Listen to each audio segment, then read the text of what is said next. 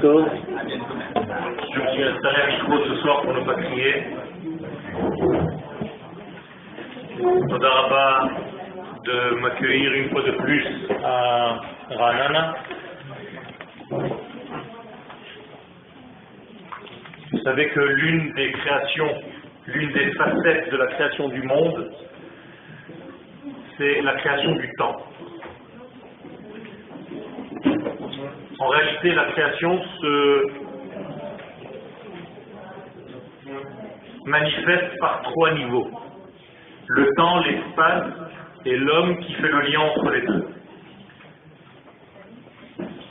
Autrement dit, le mot Bereshit qui introduit la création du monde, introduit ces trois notions qui sont l'espace-temps et l'homme qui doit gérer en fait toute cette création. Et lorsqu'on parle du temps, il faut savoir que nous avons en tant que peuple d'Israël les clés et du temps et de l'espace et de l'être tel qu'il doit être. Et il faut utiliser ces clés parce que personne d'autre ne les a à part Israël. Et si Israël ne joue pas son rôle de dominateur du temps, pour savoir gérer le temps, pour savoir quoi faire avec le temps, c'est comme si on perdait notre spécificité. Aujourd'hui, je voudrais, Be'ezrat Hashem, parler de la Teshuvah, peut-être avec un angle de vision que vous n'avez pas l'habitude d'entendre. Les sages nous donnent un axiome de base. Teshuvah kadma la'olam. Il y a de la réverbération ou ça va? Un petit peu. J'entends un petit peu, mais c'est l'écho. Comme ça, vous avez l'impression que c'est des voix célestes.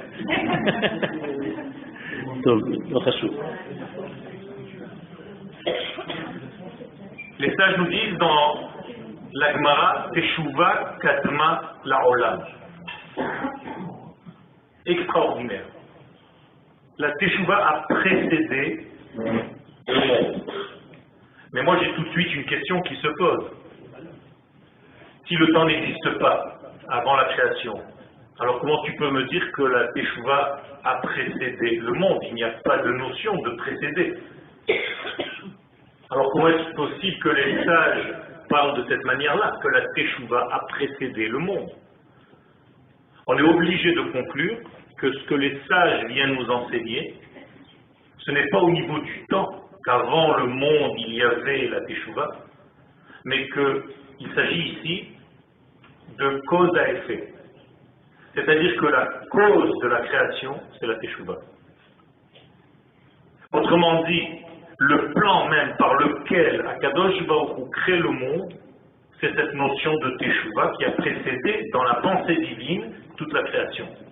Le modèle par lequel le monde va être créé, c'est la Teshuvah.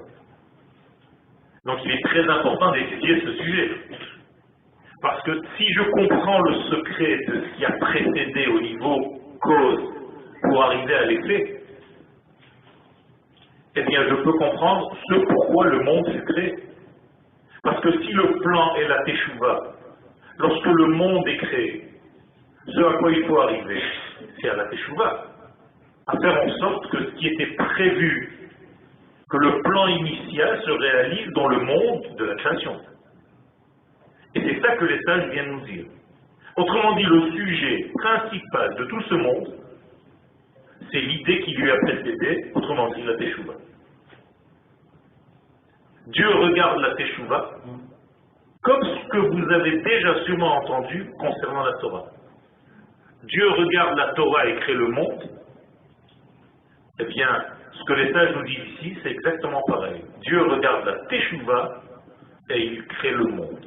Ça veut dire que Torah et Teshuvah, c'est la même chose. Mais, encore plus en profondeur, c'est que la Teshuvah, c'est l'intériorité de la Torah. L'âme de la Torah, c'est la Teshuvah.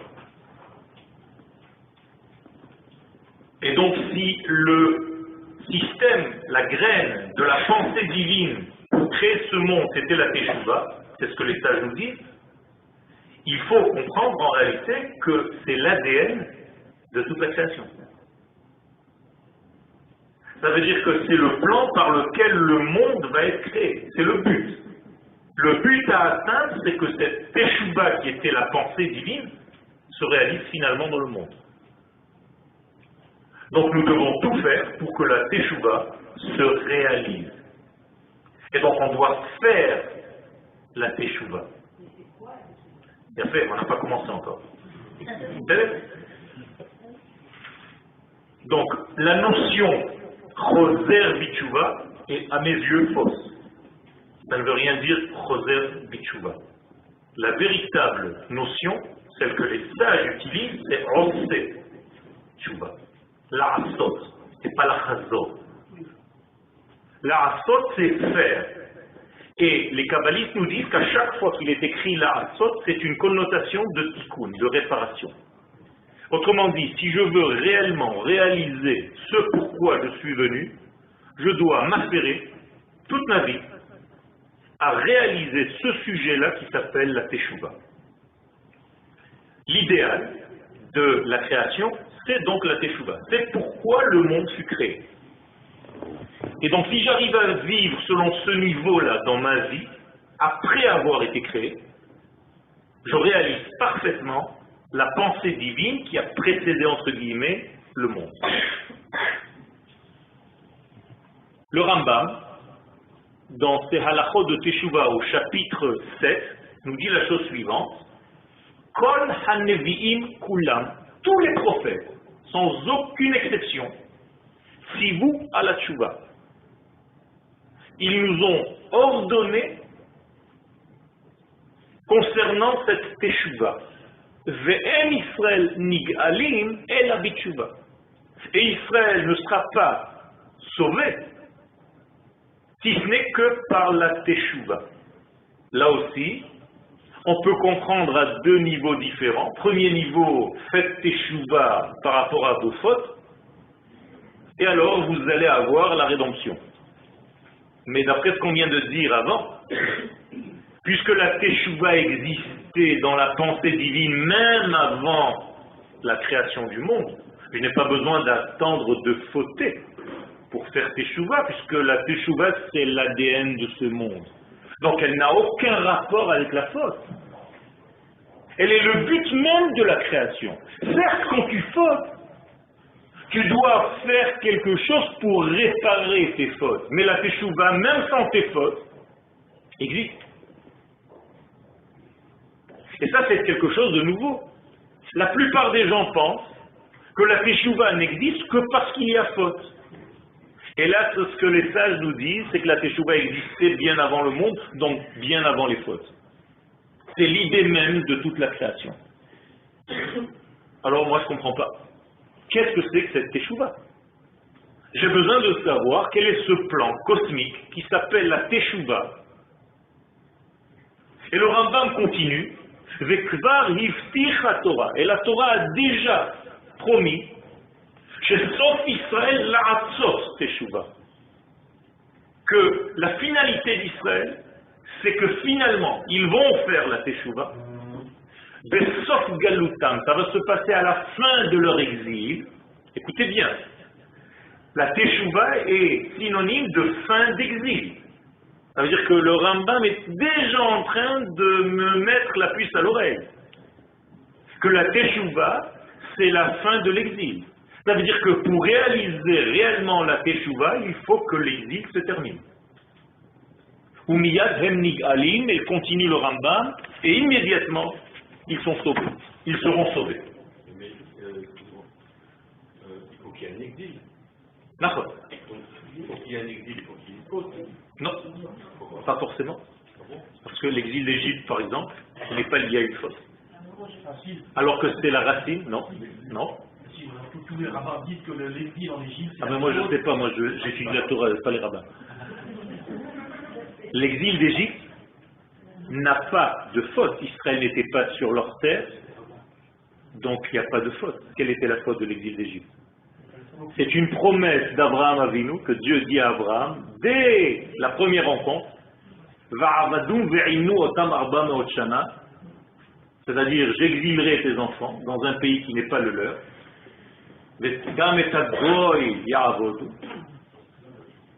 Aucun rapport avec punition ni exil par rapport à une faute quelconque.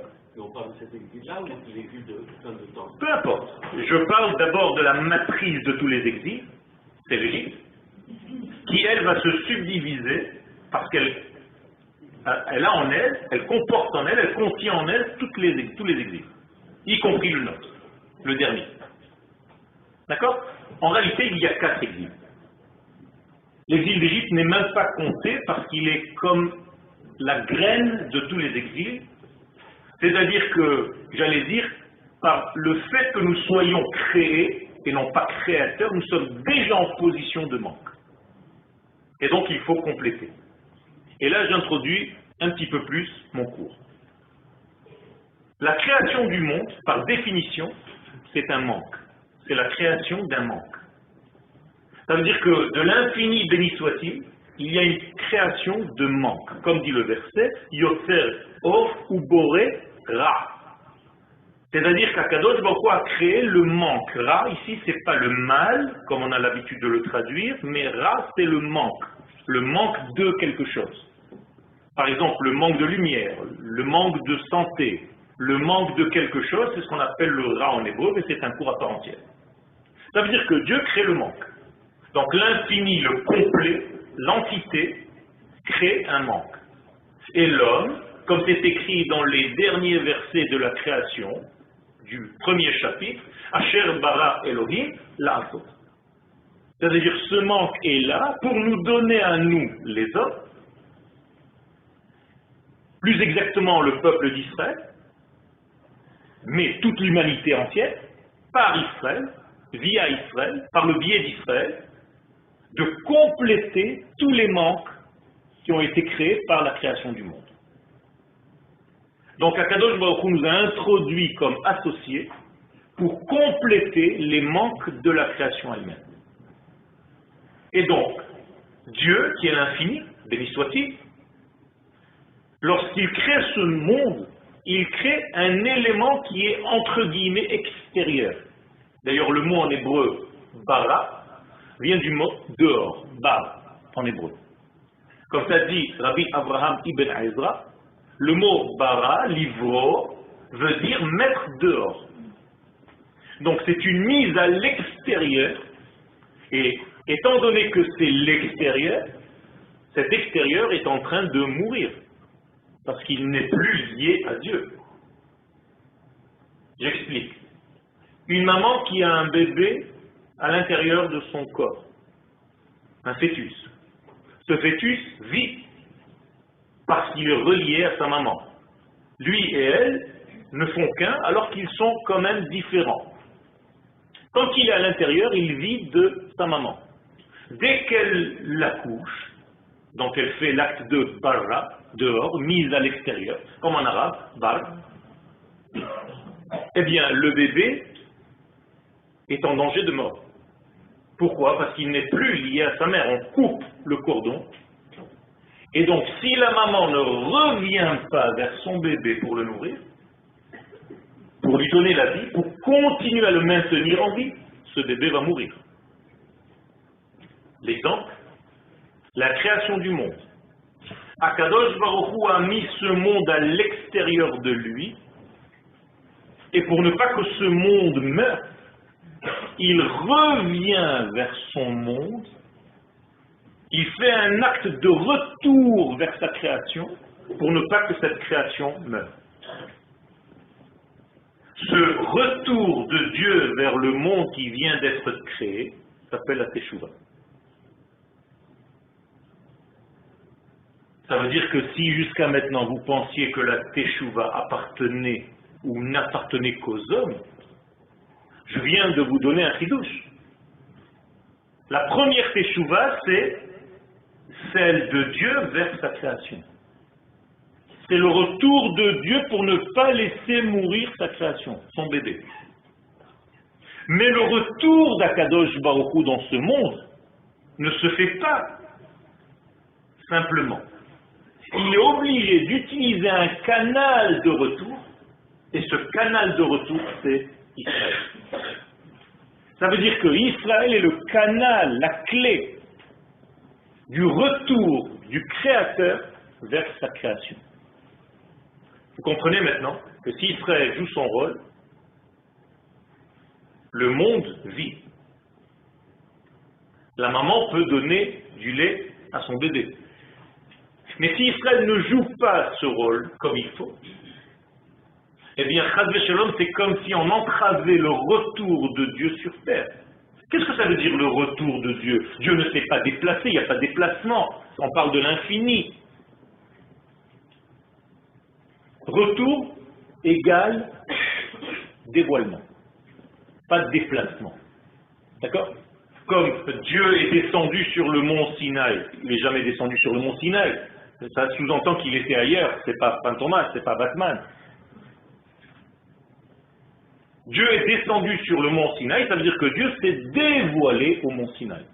Quand un maître descend vers ses élèves, c'est qu'il se met à leur portée. Bibra Torah Kilshon Bnei Adam. La Torah parle un langage humain, c'est-à-dire elle se met au niveau de l'homme. Donc je résume, la création du monde, c'est une mise à l'extérieur de ce monde, du ventre de l'infini.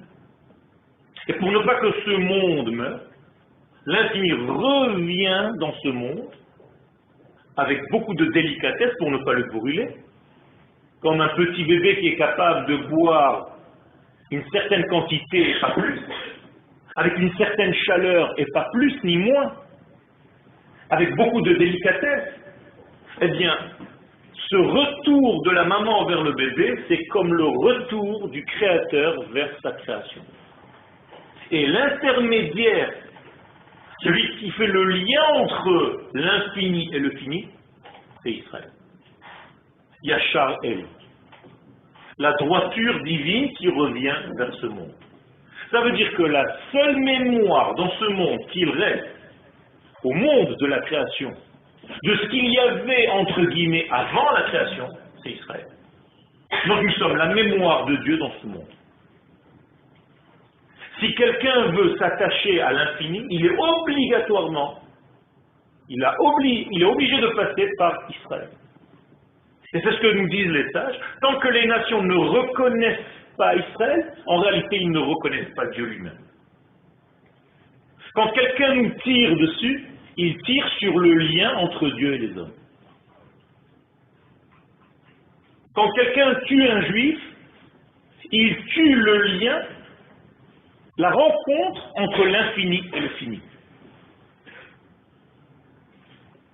Si on savait l'importance que nous représentons dans l'infini, dans le cosmos, on ne pourrait même pas, à mon avis, réagir comme on réagit chaque jour. Alors, on est un petit peu calmé, on sort, on a des affaires à faire tous les jours, mais on n'a pas conscience de notre rôle. Et ça, c'est au niveau de la nation. Mais au niveau du détail, c'est-à-dire chacun de nous maintenant, qu'est-ce que je dois faire, moi? Certes, Israël est le canal par lequel Dieu revient vers sa création. Mais moi, en tant qu'homme, femme, individuellement parlant, qu'est-ce que je fais? Bien, ça, c'est le secret de se mettre fidèle à ce que ma nation représente.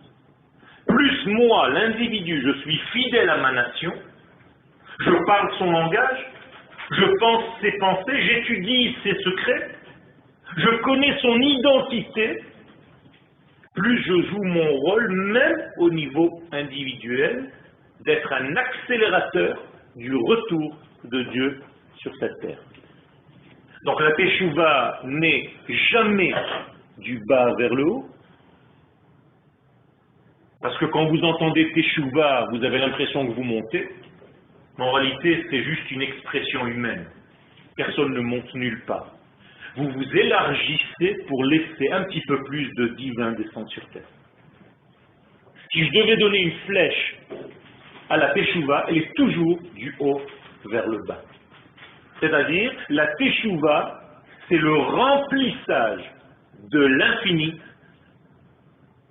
ce monde fini, ce monde limité. Tous les manques de ce monde doivent être remplis à nouveau, et c'est ça le phénomène de la Teshuvah. Pour faire cela, il faut donc que je sois dans l'équilibre, dans le maintien des véritables valeurs qui me permettent à moi, en tant qu'individu, de jouer le rôle de cette Teshuvah. Il est un verset dans Isaïe qui nous dit Hanoten bayam derech ou bemaim azim netiva. Je traduis d'abord. On parle d'Akadosh Baruch Hu. Il donne dans la mer, dans l'océan, un chemin, mais avec des eaux difficiles, brutales, un autre style de chemin, très bizarre. D'abord, il faut savoir que le Rav Luria Zatzal, c'est-à-dire le Harizal, nous dit que c'est le secret du mois de Elul. Étudier ce verset que je viens de citer, c'est étudier le secret du lien entre nous et l'infini. Ce n'est pas par hasard que vous entendez toujours Elul, Ani, Ledodi, Vedodi, Li. Mais ce n'est pas seulement des initiales sympathiques. Je suis à mon bien-aimé est à moi. Non. C'est la réalisation du lien entre moi et l'infini. Et qui c'est ce Ani? C'est pas seulement l'homme individuellement parlant. Ani, c'est le nom du dévoilement de Dieu sur terre. Vous savez que l'un des noms d'Hachem, c'est Ani. Par exemple, quand on fait les hakafot avec les lulavim, on dit Ani, Vahu, Oshiana. Ce sont deux noms de Dieu. Et Ani et Vahu. C'est pas Vahu. C'est Vav et Vav. Et dans les 72 noms qui sont les clés du retour d'Hachem sur terre, le nom central c'est Ani. Aleph, Nun, Yud. Donc à chaque fois que vous entendez Ani, c'est pas moi en tant qu'homme, femme, individuellement parlant. C'est la Shekhinah, c'est la présence divine, c'est-à-dire la partie qui se dévoile de l'infini, qui se dévoile sur terre. Alors, ce verset-là, Hanoten Bayam Derech, veut dire tout simplement celui qui donne Bayam dans la mer, dans l'océan, c'est-à-dire dans l'instabilité, car ce monde ressemble à l'océan, qui est instable. Il y a des hauts et des bas, il y a des vagues. Hanoten Bayam Derech. Il est capable, lui, l'Éternel, de nous donner un chemin, même dans cette perturbation, dans ce manque de stabilité de ce monde. Autrement dit, avec d'autres mots, Dieu c'est la stabilité dans l'instabilité de ce monde. Mais, et voilà la deuxième partie du verset, où Bemaim Azim, ça se complique, l'eau devient turbulente. Netiva. Netiva, native. Native, c'est un chemin, mais beaucoup plus précis. Si le derech est un chemin global, le native est un chemin individuel. Alors maintenant, je retraduis le verset.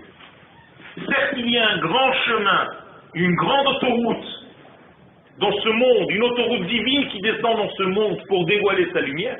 Mais toi, l'individu, tu dois trouver ton chemin précis à toi, qui correspond à ta nature à toi, que ton voisin n'a pas,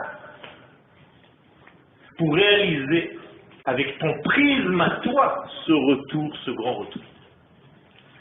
Et donc ce verset est divisé en deux parties, la partie globale et la partie individuelle. Dieu donne dans ce monde la possibilité de trouver un équilibre dans ce monde instable, mais toi, tu vas trouver cet équilibre à une condition. C'est que tu respectes ta nature, ta propre nature, et que tu sois fidèle à ce que tu es. Ça veut dire que si tu as une âme précise dans ce monde, tu dois, même la Torah que tu étudies, doit être fidèle à cette structure d'âme bien précise. Autrement dit, il y a une Torah qui correspond à des mathématiciens. Il y a une Torah qui correspond à des physiciens.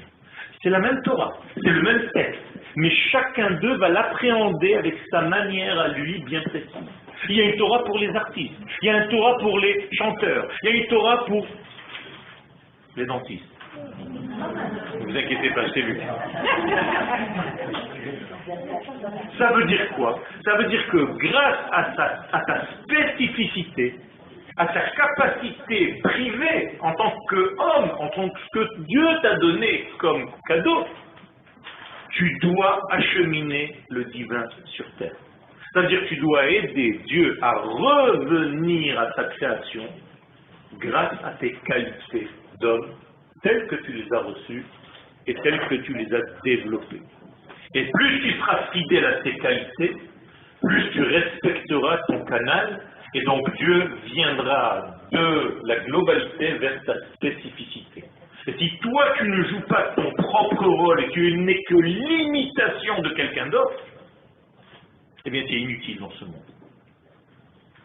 Personne ne pourra compléter, combler ce que toi tu n'as pas fait. Comme dit Akadosh Baruch Hu à Moshe, im en ata go'alam, en acher go'alam. Tu as un rôle à jouer dans ce monde. Trouve-le. Trouve ton degré qui t'est propre. Respecte-toi. Écoute-toi. Fais un doctorat sur ta personne pour savoir à quel style de lumière tu es capable de dévoiler dans ce monde. Et une fois que tu l'as trouvé, joue ce rôle. C'est pour ça que tu dois te trouver aussi un maître qui correspond à ta manière à toi d'entendre la Torah. Assez le charav. Ve'en adam lamed ela bemakom sheli bo chafetz. Tu ne peux pas étudier la Torah si ce n'est dans un endroit où ton cœur est complètement imprégné de ce que tu es en train d'entendre. Sinon, tu n'as rien à faire. Va te chercher un autre Rav. Ça ne veut pas dire que ce Rav est tordu, pas bon, non. Il ne correspond pas à ce que toi tu es. Tu as besoin d'entendre les choses d'une autre manière. Mais sois intelligent, sois honnête.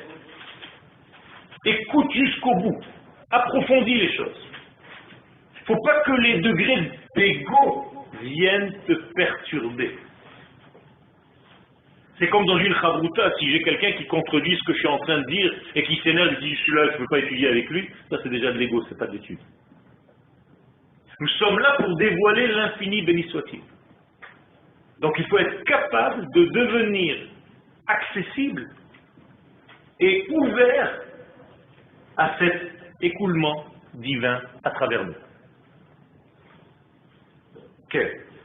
Comme on est inséparable, est-ce qu'on peut étudier avec un inversement avec un Il n'y a aucun problème. Ça correspond pas à... Tu vas étudier la même Torah, lui il va apporter sa lumière, et toi tu vas apporter avec sa finesse à toi, avec ta manière à toi d'être. Et vous allez compléter l'un l'autre.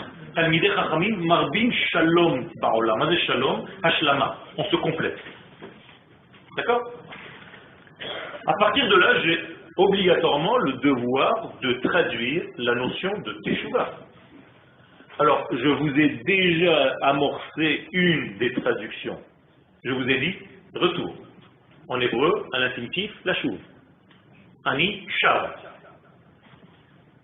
Est-ce que vous avez déjà des versets dans la Torah où on montre que Dieu lui-même revient? Vous savez tous me dire que Dieu nous fait revenir. Veheshiv. Par exemple, Veheshiv lev avot albanim. Mais est-ce que Dieu lui-même fait un acte lui-même de retour? Veshav. Eh bien, j'ai un chidouche pour vous. Le seul verset que le Rambam apporte pour prouver ses dires au niveau de la tchouva, c'est quand il écrit que Dieu lui-même revient.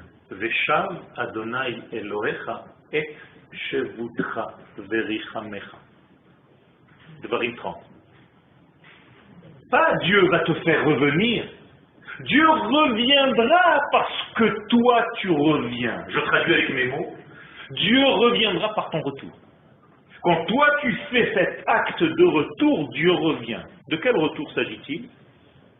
Rambam nous dit Je vous ai dit que tous les prophètes ne parlaient que de la Teshuvah. Et dès qu'à la fin de l'exil, Israël fait Teshuvah, ils sont dans la rédemption. Eh bien, le Rambam va dire, et comme ça il est écrit dans la Torah correspondant à ce que je viens de dire, halakha, hein? Im yeh nidachacha biktzeh hashamayim, misham yikabetzcha Hashem Elohecha, misham yikachecha, veheviacha el haaretz. Dieu te ramènera de l'exil vers ta terre. Je résume pour ne pas être long.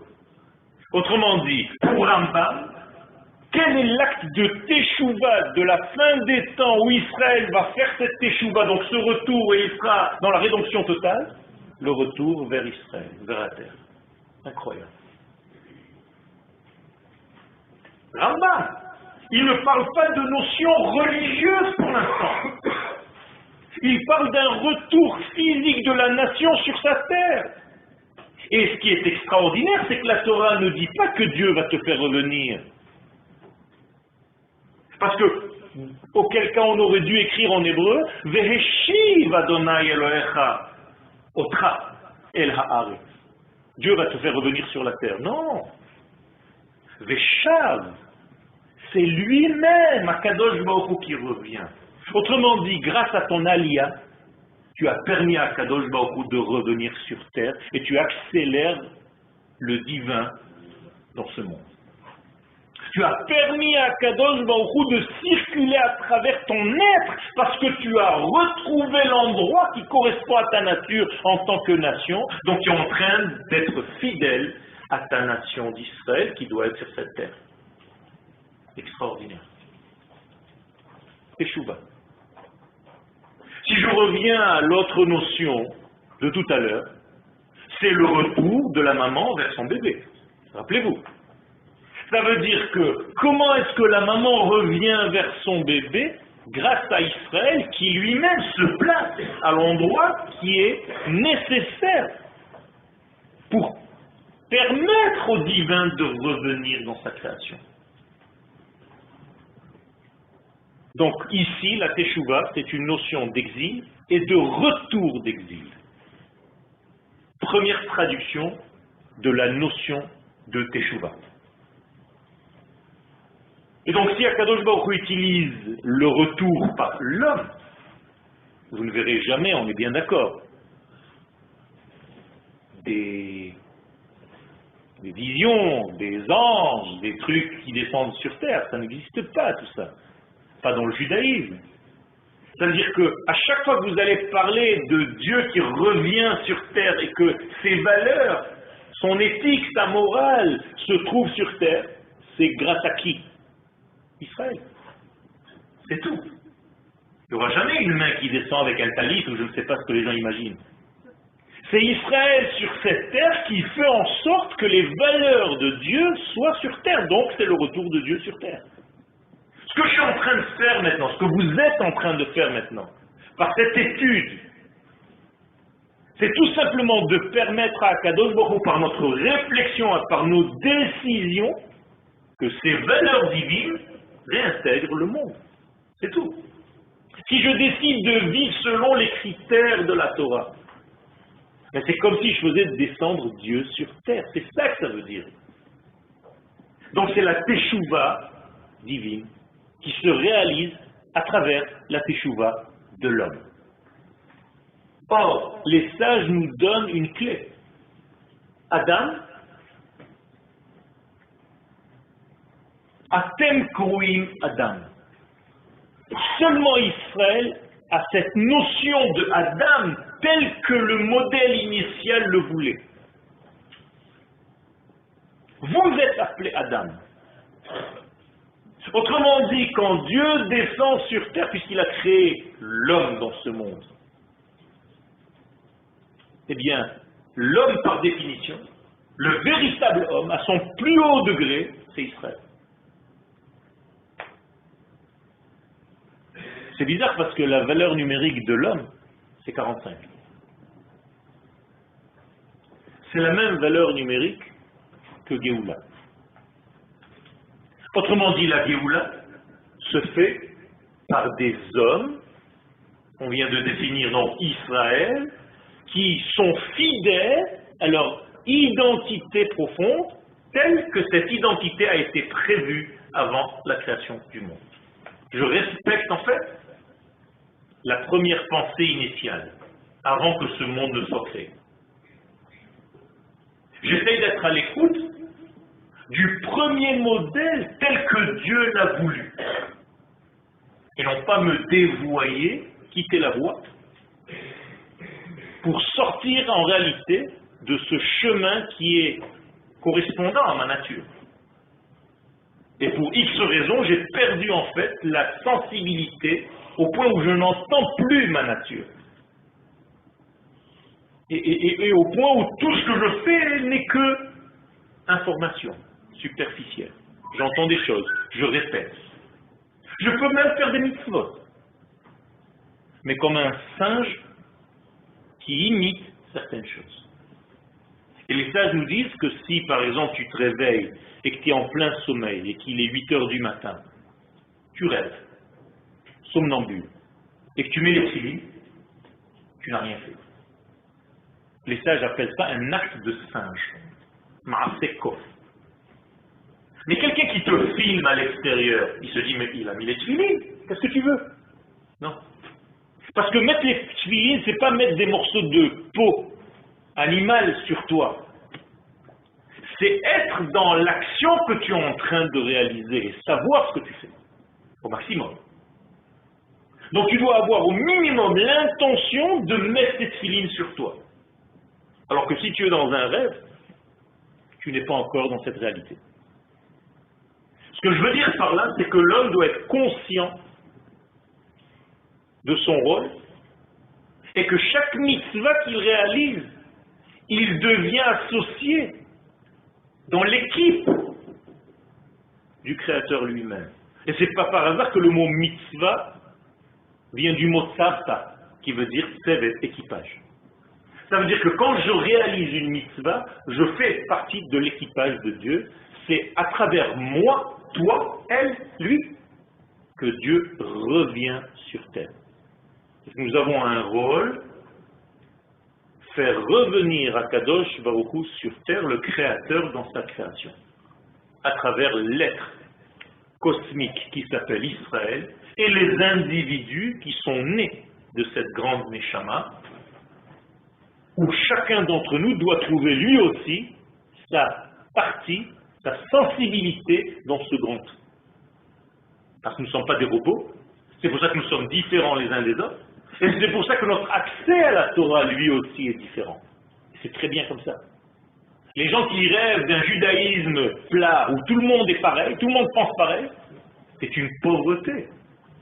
Au contraire, plus il y a d'idées dans cette Torah, il y a 70, pas plus cette Torah est riche.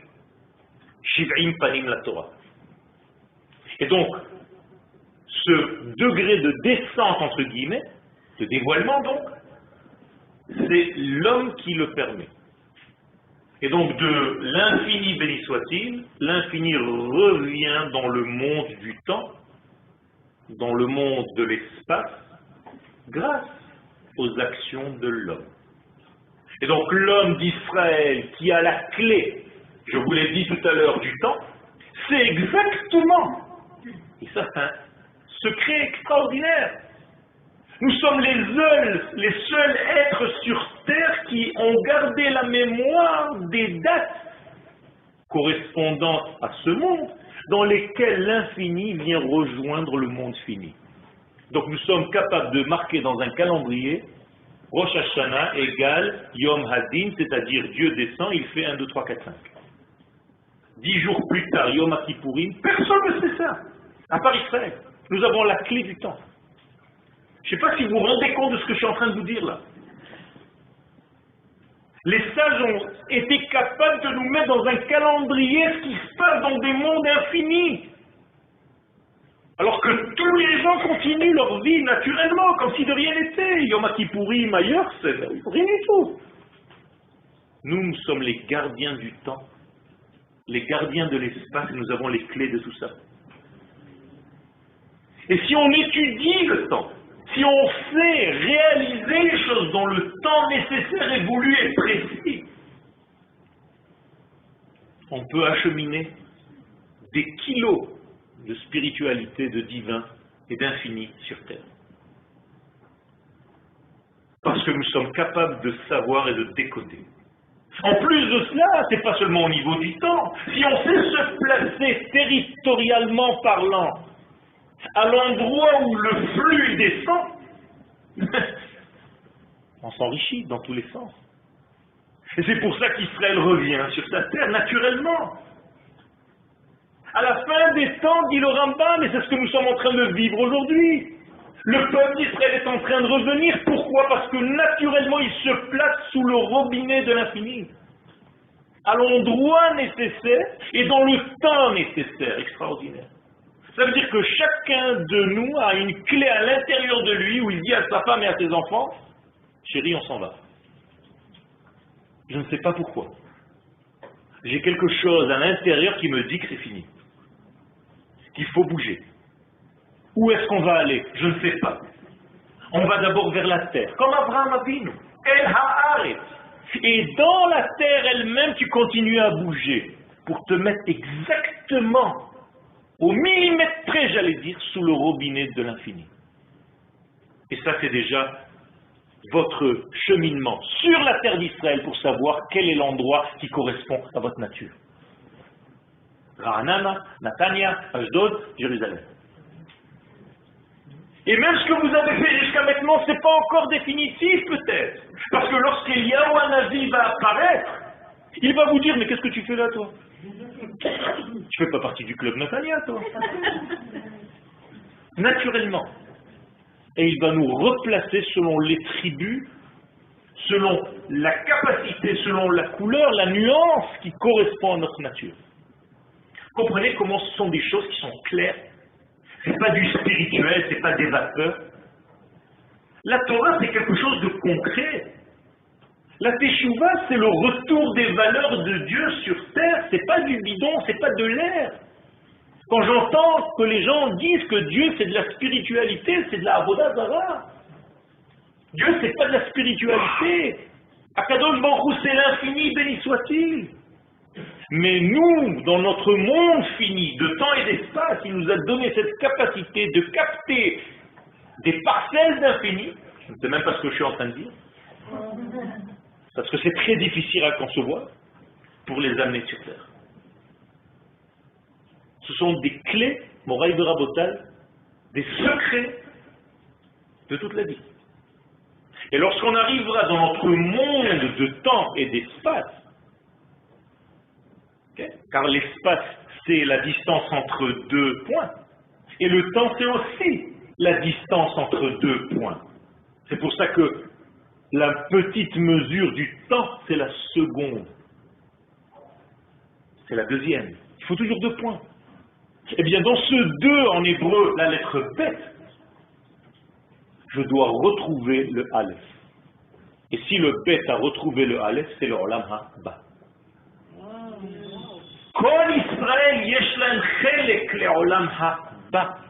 Chacun de nous a une part dans cette recherche, dans ces retrouvailles du bête qui retrouve le Aleph. Comprenez que le Olam Abba, ce n'est pas le monde futur, parce qu'en hébreu c'est du présent, Olam Sheba, il n'y a pas marqué Olam Sheyavo. C'est le monde qui vient maintenant. Autrement dit, c'est un niveau de conscience que je dois, moi, dans ma lettre bête, parce que nous sommes tous des lettres bêtes, de retrouver le Aleph. Kol Israël Eshlam Chelek Be'olam Haba. Comprenez ça? Et l'homme,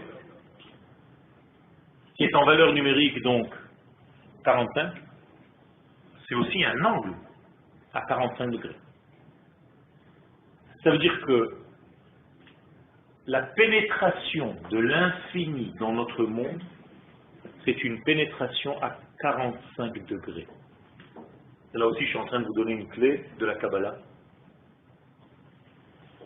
Mais aujourd'hui, Baruch Hashem, le temps est arrivé de commencer à dévoiler des choses qui n'étaient pas encore dévoilables jusqu'à maintenant. C'est comme un enfant avant de se marier, on ne lui dit pas comment se passent les relations entre l'homme et la femme, mais la veille du mariage, il a intérêt à savoir. Et nous sommes la veille du mariage. Entre Akadosh Baruch Hu et le monde, via Israël. Ça veut dire que nous sommes le point de contact entre l'homme et la femme. En l'occurrence, entre Akadosh Baruch Hu et le monde. Et de la même manière que le point de contact entre ces deux, c'est ce qu'on appelle le Yesod, la brique, eh bien Israël représente la brique entre l'homme et la femme. Je ne sais pas si vous comprenez ce que je suis en train de vous dire. C'est énorme. Pas parce que c'est moi qui le dis. C'est énorme parce que c'est énorme. Parce qu'Israël représente la Brit Mila, par laquelle Akadosh Baruch Hu revient sur terre, et par laquelle il achemine la vie, de la même manière que la semence passe par là-bas. Et si Israël ne respecte pas cette Brit, cette alliance, nous avons reçu l'alliance, les autres non. Nous sommes l'alliance. Si vous ne vivez pas à ce niveau-là, vous fautez. Pas à Dieu. Vous fautez à votre propre nature. Vous êtes dénaturé. Donc personne d'autre que vous ne vous jugera.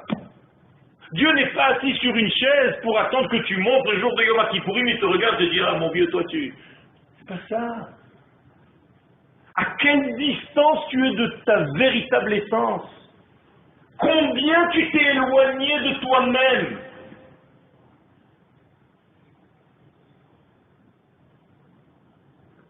Et le décalage entre toi, le vrai, l'être, et toi, le paraître, le décalage entre l'être et le paraître, c'est ce qui va te punir.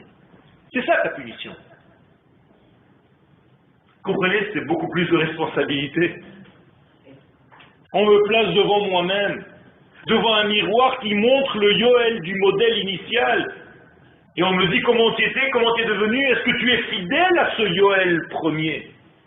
Et si je le suis, eh bien Akadosh Baruch Hu va m'appeler 2 fois. Yoel, Yoel. Comme il le dit avec Moshe. Moshe, Moshe. Il a bien entendu Moshe la première fois, il n'a pas besoin que Dieu le répète 2 fois son nom. Mais il y a un code ici. Quand Akadosh Baruch Hu appelle un homme 2 fois, ça veut dire qu'il est en train de lui dire que le modèle initial est identique au modèle qui paraît dans ce monde. Ça, c'est un sadique. C'est pour ça qu'on chante Israël, Israël, Betach Bashem. Le Israël cosmique est le même Israël qui doit apparaître sur terre. Alors, comme l'homme est un angle à 45 degrés, et qu'il est donc une oblique, donc obligatoirement, c'est un jeu de mots, nous devons avancer parce que l'oblique avance. La verticale ne bouge pas, l'horizontale est morte. Mais l'oblique, c'est un déséquilibre permanent, mais qui permet d'avancer. Ça veut dire que l'homme est un être à 45 degrés qui est à chaque instant en train de tomber, mais il ne tombe pas, il se retient sur ses pieds pour atteindre l'étape suivante. Et lorsqu'on arrive à avancer comme la lettre Aleph, qui est à 45 degrés, avec les valeurs supérieures qui sont le Yud d'en haut, et l'identique, les valeurs qui doivent être le reflet en bas dans le Yud d'en bas. On n'a rien perdu. C'est ce qu'Akadosh Baruch Hu nous demande. D'être ce trait d'union, ce Vav HaChibour entre l'infini et le fini. Deuxième traduction de la Teshuvah, une réponse. Yesh lecha she'ela, yesh li teshuvah. Question-réponse. Jusqu'à maintenant, nous avons parlé de retour. Mais il faut aussi traduire Teshuvah par l'autre traduction. Réponse. Autrement dit, je reviens à l'axiome de nos sages. Teshuvah kadma la'olam. Qu'est-ce que ça veut dire? Que la réponse a précédé le monde. Donc le monde est une question. Et on l'a vu. L'homme est 45. 45, ça se dit en hébreu, mem, he, ma. Ça veut dire que Dieu, qui est la réponse, a créé une question. Et le summum de la question, c'est l'homme, qui s'appelle ma, en valeur numérique, 45, mem, he, ma. Nous sommes question. C'est Alif Shalom. Ça veut dire que l'homme doit savoir qu'il est lui-même question, non pas poseur de questions. Attention, il est lui-même question. Et donc la réponse précède la question. Vous comprenez ça? C'est pas parce que vous posez une question qu'on va chercher la réponse, non. Vous pouvez poser une question parce que la réponse existe déjà. Sinon, vous n'auriez même pas de question. Ça n'existe pas. Tshuva kadma la'olam. Donc, Akadosh Baruch Hu, l'infini, béni soit-il, qui est la réponse à toutes les questions. C'est la Teshuva. Il a créé quoi? Un monde de questions. Et dans ce monde de questions, c'est en réalité un grand trou. Parce que quand tu poses une question, tu creuses un trou. D'ailleurs, comment on dit un grand trou en hébreu? Sheol, She'ela. C'est la même chose. Le Sheol, c'est un grand trou que tu dois combler, que tu dois remplir. Donc, dans la question que nous sommes, dans la question que le monde est, nous attendons une seule réponse. La réponse à toutes les questions. La Teshuva. Qui est en réalité tout ce qui a précédé, donc le code de toute la création. La pensée, l'idée, l'ADN, la loi intérieure qui gère toute la vie. Ça, c'est la Teshuva. Mais si tu n'as pas la bonne question, tu as du mal à recevoir la réponse. C'est pour ça que le Rav peut savoir la qualité de l'élève selon la question que l'élève est et qu'il pose après. Vous comprenez? Donc, si je change les X et les Y, au lieu de lire Tshuva Kadma La'olam, je peux lire maintenant Tshuva Kadma La Sheila. La tchouva a précédé, la réponse a précédé toutes les questions. Et si je remplis ce monde par la réponse, qui est la réponse à toutes les questions, eh bien j'ai une transformation de l'être, une transformation de ce monde. Quand je vous ai cité tout à l'heure le verset de la fin de la création du monde, Asher bara Elohim la'atzot, qu'est-ce que j'ai trouvé là-bas en réalité? Quand je me suis amusé la semaine dernière à prendre ce verset, Asher bara Elohim la'atzot. Et qu'est-ce que j'ai trouvé dedans? Dans les lettres. Amusez-vous. Teshuva, Am Israël. Voilà les lettres combinées différemment. Teshuva le Am Israël, ça veut dire que c'est Am Israël qui fait en sorte que Dieu revienne sur terre. Tout ça c'est Asher bara Elohim la'atzot. Je vous traduis que Dieu a créé pour parfaire. C'est-à-dire que le rôle de l'homme est inscrit, codé à l'intérieur de ce petit verset que je viens de citer, que vous dites tous les vendredis soirs, Asher bara Elohim la'atzot. Et je vous ai dit tout à l'heure qu'à chaque fois que vous entendez la'atzot vient du mot asiya, c'est-à-dire le monde de l'action, et codé à l'intérieur de cela, le tikkun, la réparation. C'est-à-dire le remplissage de ce vide créé. La réponse qui vient combler la question. Le retour qui vient combler l'éloignement. L'homme qui rejoint sa femme. La maman qui rejoint son bébé. Le soleil qui a rendez-vous avec la lune. Le jour qui se relie à la nuit. Le Olam Haba, pas le monde futur, attention. Le monde qui vient, qui rejoint le monde que tu vois. Parce que le Olam Haba et le Olam Hazé sont en réalité deux femmes jumelles. Dans les 4 lettres du nom d'Hachem, ce sont les 2 lettres He. Elles sont reliées par le Vav. Yud, He, et après Vav, He. Ça veut dire entre le He, qui représente le Olam Haba, les valeurs cosmiques, les valeurs des idéaux, et la réalisation, la 2e lettre He, la dernière, il n'y a qu'un Vav HaChibour qui est en réalité Israël. Donc nous avons un rôle très précis. Et il se réveille devant nous le mois de Elul. Vous savez ce que c'est Elul? Loul. Vous savez ce que c'est en hébreu Loul? Pas un poulailler. Loul, c'est un petit trou en hébreu. Un tout petit trou. Ça veut dire qu'à l'intérieur de ce loul, il y a le Aleph qui doit rentrer. Et Aleph Loul. C'est-à-dire faire entrer le Aleph par le trou, le chat de l'aiguille. Autrement dit, pourquoi ça doit être un petit trou et pas un grand trou? Parce que Dieu ne descend pas dans ce monde d'une manière grossière qui écrase.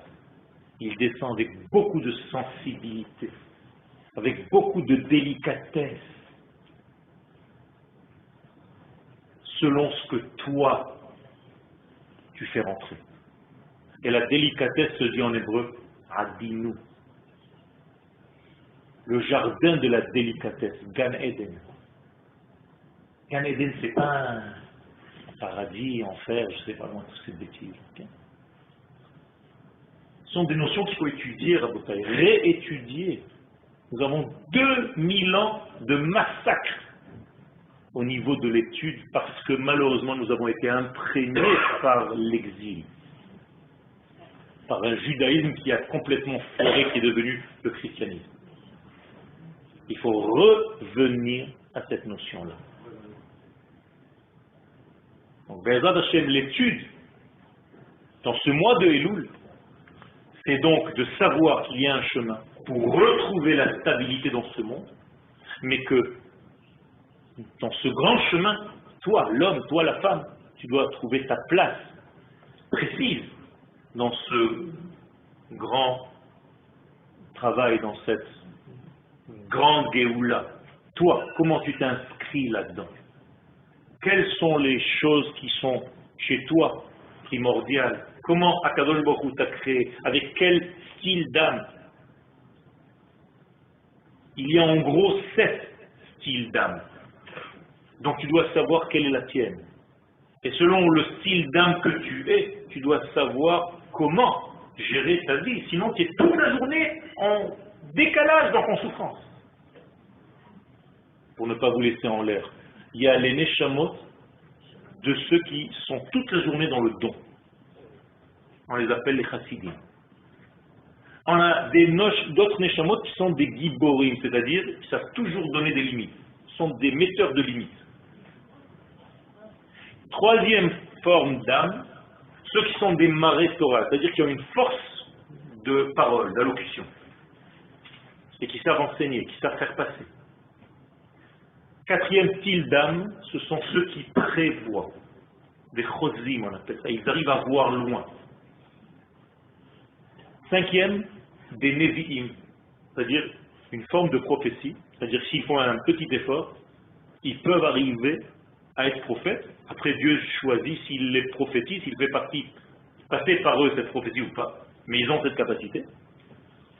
Après, il y a les neshamot, c'est le 6e, des tzadikim, ceux qui font les liens, ça veut dire qu'à chaque fois qu'on vous trouve, il y a plein de monde qui vous appelle, vous faites le lien entre celui et celle-là, Marie-France Lévy par exemple. Et le dernier degré, Melachim, les rois. C'est-à-dire ceux qui un jour deviendront Rosh Memshala, président de, et ainsi de suite. Voilà, en gros, cette matrice d'âme, bien entendu ça se subdivise, ça peut se combiner, mais il faut que chacun de nous retrouve sa capacité pour être le maximum fidèle, Ne'eman. C'est ça la Emouna, à la foi, être fidèle à notre véritable cheminement. C'est droit par rapport à ce que je suis, ne pas faire en sorte que l'être et le paraître ne soient pas divisés, qu'ils soient l'un dans l'autre. Un est à l'intérieur, l'autre est comme une couverture par-dessus, comme la neshama et le corps.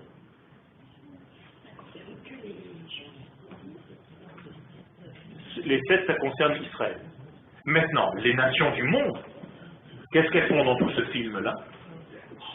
Eh bien, Israël doit apporter cette lumière après avoir gagné notre capacité à devenir le canal, de faire descendre Dieu sur terre. C'est pas que pour nous, c'est pour les nations du monde tout entière. C'est-à-dire que pour le monde, que le monde guérisse de ses maladies, de sa dépression, de son mal, il faut qu'Israël soit un véritable canal de cette lumière. Donc lorsqu'Israël commence à jouer son rôle, et je vous l'ai dit tout à l'heure, il ne peut réellement jouer son rôle que lorsqu'il commence à revenir sur sa terre, eh bien Akadosh Baruch Hu commence à faire descendre et ça circule très vite. Une fois que ce retour se fait, ça va très vite.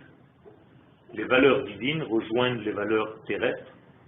Vayom Hahu, et ce jour-là, Yeh Hashem Echad, ou Shmo Echad. Ça veut dire que ce qui est au niveau de la source et ce qui est au niveau du résultat, du Shem, du dévoilement, Echad, c'est une seule et même chose. Il n'y a pas de décalage. Autrement dit, comment est-ce qu'on écrira le nom de Dieu demain? Au lieu de Yud, Ke, Vav, Ke, on va l'écrire 2 fois, Yud, He, Yud, He. C'est-à-dire que le Yud et le He sont les valeurs d'en haut, ils vont se retrouver identiquement dans les valeurs d'en bas. C'est exactement ce que nous disons. Bayom Haou, Ihye. Ihye, c'est Yud, He, Yud, He. Toda Rabba.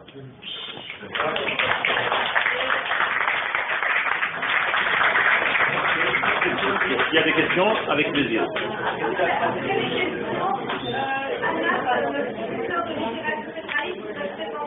Le programme qu'elle envisage de nous montrer cette année.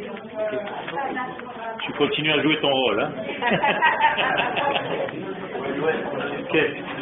Il y a une question. Si on peut, ça peut peut-être aider tout le monde. Quelle est la part dans Adam de Israël et des nations? Bien fait. Dans Adam Arishon n'est pas un juif. Il faut bien comprendre. Adam Arishon n'est pas Israël. Adam Arishon est l'humanité tout entière. Seulement, dans la faute d'Adam Arishon, la chute, tout ce qui est tombé de lui, en réalité, ça s'est éparpillé. Et l'essence qu'il a gardée, c'est Israël qui est en lui. C'est-à-dire qu'Israël et les nations doivent se marier un jour. On ne doit pas être séparés des nations. On doit être différenciés des nations. Attention. Il n'y a pas marqué Hamafrid ben Israël, les Umot Haolam. Il ne faut pas se séparer des nations du monde. Il faut se différencier. Hamavdil, comme du Kodesh Lechol. Israël Amim, Yom HaShvi'i, Sheshet Yemei HaMaaseh. Jamais la Havdalah n'était une séparation. Elle n'est que différenciative. Et donc Adam Arishon contient en lui toute l'humanité et son essence profonde. Adam, qui est resté en lui, le souvenir, la mémoire, c'est Israël. Okay. Est-il juste de penser que le manque que Akadosh a créé au départ le concerne lui aussi? Non. Je m'explique, c'est une question que je me pose. Tout à fait, tu as raison. Pourquoi créer le manque? Non.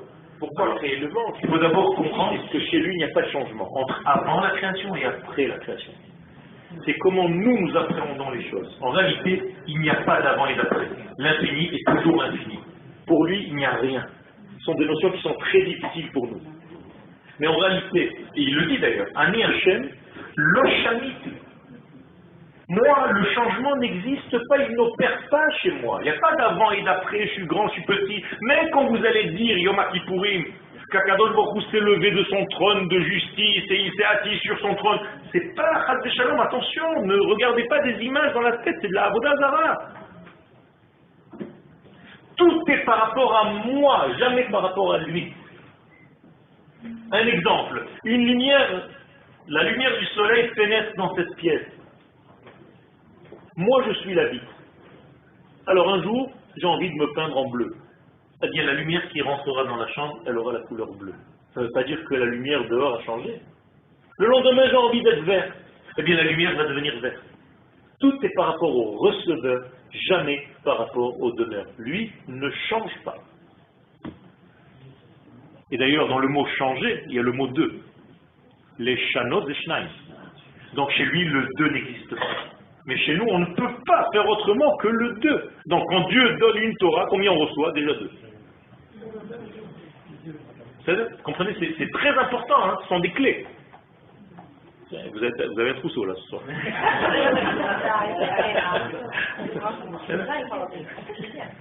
Il y a encore d'autres questions? Oui, moi juste une petite question. Okay. Quand vous avez parlé de l'Olam Abba, vous avez dit que c'est le monde qui vient.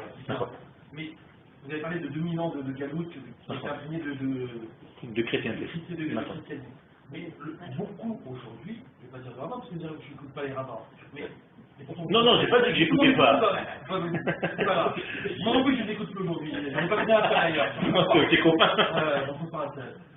Mais ce monde aujourd'hui, qui est le monde un peu orthodoxe, le monde, le Olam Abba, tel qu'on l'a toujours compris, tout le monde l'a compris jusqu'à aujourd'hui, c'est le monde. Non. C'est ça le problème. C'est pour ça qu'il faut revenir à la traduction. Il faut étudier en hébreu. Olam Haba sont les notions d'en haut. Alors nous, quand on dit en haut, ça ne veut pas dire que c'est en haut. Bien entendu, ce sont des notions profondes. On appelle ça les notions d'en haut. Le Olam Haba, le monde qui vient. Et le Olam Hazé, c'est ce qui est palpable chez nous. Donc voilà, là vous avez un exemple d'un Olam Haba dans le Olam Hazé. Maneshama dans mon corps. D'accord? Ça veut dire que je fais moi-même l'union entre deux mondes. Donc, mais si mon corps maintenant se hisse au niveau des valeurs de mon Neshama, ça veut dire que j'ai donné à mon corps la couleur du Olam Haba, tout en restant ici. Et c'est pour ça que la Teshuvah est dangereuse qu'on ne la comprend pas comme cela.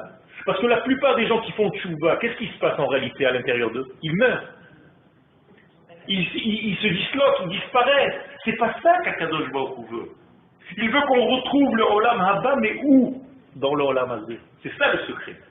Donc tu dois rester avec ce que tu fais. Dans tout ce que tu fais, tu manges, tu bois, tu te réjouis. C'est ça la venue du Mashiach. D'ailleurs, l'ultime degré, c'est quoi? C'est la résurrection des morts. Donc c'est la Neshama qui revient encore dans le corps. Mais si tu écoutes dans des cours où on met sur un piédestal la mort, comme si on allait retrouver Dieu après la mort, ça c'est pas du judaïsme, frère de Shalom. Akadosh Baruch Hu s'appelle les Ma'anach Elohim Chaim. C'est dans le monde orthodoxe qui se sont imprégnés des christianismes. Je sais pas entendu beaucoup partout où on met sur un piédestal la mort. Ya. Ce Olam Hazé ne vaut rien. Quand on va mourir, on va... Attention. C'est un monde de sheker. D'accord, ça c'est oui, d'accord. Mais ça ne veut pas dire que ce monde ne vaut rien. C'est parce qu'on n'arrive pas, nous, à déceler dans ce monde. Mais au contraire, l'idéal, c'est ce monde de Chomer avec le divin qui est en lui. Moi, je souscris à tout ce que vous dites, j'ai jamais entendu chez les... Non, moi, je suis en train juste de remettre les pendules. Vous n'étudiez pas dans les mêmes endroits.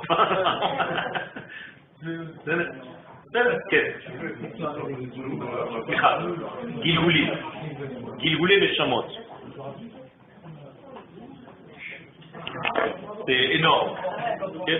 Dans les Gilgoulé Neshamot, en réalité, je vais vous donner un exemple.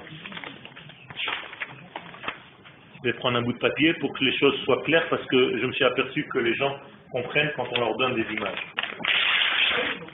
Ça, c'est un homme, corps et âme. D'accord? Il a fait certaines choses dans sa vie. Il est venu pour parfaire tout ça. C'est pour ça qu'il est descendu. C'est-à-dire, là, il y a une neshama et un corps. Il n'a pas réussi. Il a réussi à faire que ça. D'accord? Il remonte tout entier. On va garder la partie qu'il a complétée dans une armoire et on va redescendre cette partie qui manque dans un autre corps, dans une autre famille. Il va recommencer. C'est toujours la même neshama. Dans le deuxième Gilgoul, il va compléter ça. Quand il va remonter après sa mort, on va remettre la première partie avec la deuxième et la première, et on les met de côté. Il pourra ce mec-là, cette femme-là, revenir 200 fois. D'accord? Ça veut dire que les 200 personnes qu'il aura réalisées, c'est une seule et même. Autrement dit, à la fin des temps, je vais reconnaître, moi, tous les Gilgulim qui ont été de la même Neshama dans des corps différents. Les kabbalistes nous disent d'un chidouche qu'à partir de la guerre des 6 jours, il n'y a plus de Neshamot qui Yeshanot. En tout cas, il y a de nouvelles Neshamot qui sont sorties dans ce monde, qui sont des Neshamot Radashot qui n'ont jamais fauté. Ce sont des Neshamot d'enfants qui sont nés à partir de la guerre des 6 jours et plus tard. C'est encore un secret à part entière. Mais c'est comme ça que ça marche. Ça veut dire que qui reviendra à la vie? Tous les corps qui ont participé à l'élaboration d'une seule entité. Donc on peut être 200 en un. Faut pas le faire. Nous sommes tous ici à peu près déjà le 200e retour. C'est pour ça qu'on demande Bagilgul Azé à Kadosh Baruch Hu, fais-nous terminer parce qu'il y en a marre. Quoi. À chaque fois on recommence la même chose et on oublie tout. Je ne sais pas quand est-ce que c'était la guerre dessus, en 67. 1967. C'est-à-dire, Toda Rabba al ha'adlana ועל ההיענות. סליחה. תשתמשי בו, אם כבר הוא נמצא פה, שימי אותו, לא רציתי לשים אותו לראש, שמרי את זה ביד.